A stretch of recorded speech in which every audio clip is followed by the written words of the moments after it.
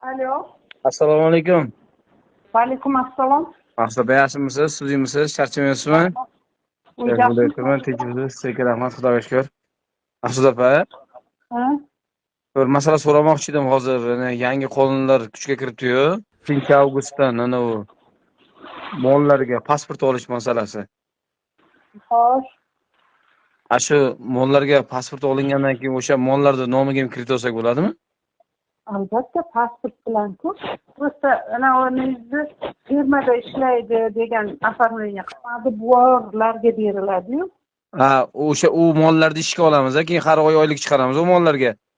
Ha, endi sut beryapti-yu, bekorga emas-ku. O'sha kreditda yozilganda rasmiy daromadi borlarga degan.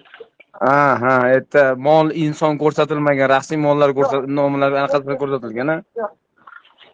O'sha O'zbekistonda yashayotgan bo'lsa bo'ldi. Gollandiyadan olib kelgan bo'lsangiz ham o'zbekcha pasport olsangiz bo'ldi.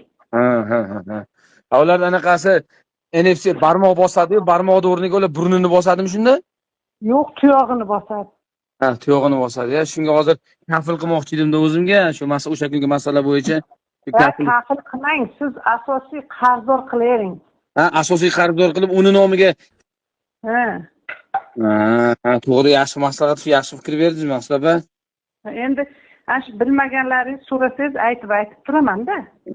Shu hozir boshim qotib qoldi. Hozir to'g'ri aytdim. Men sal bo'lsa uni kafil qilmoqchi edim.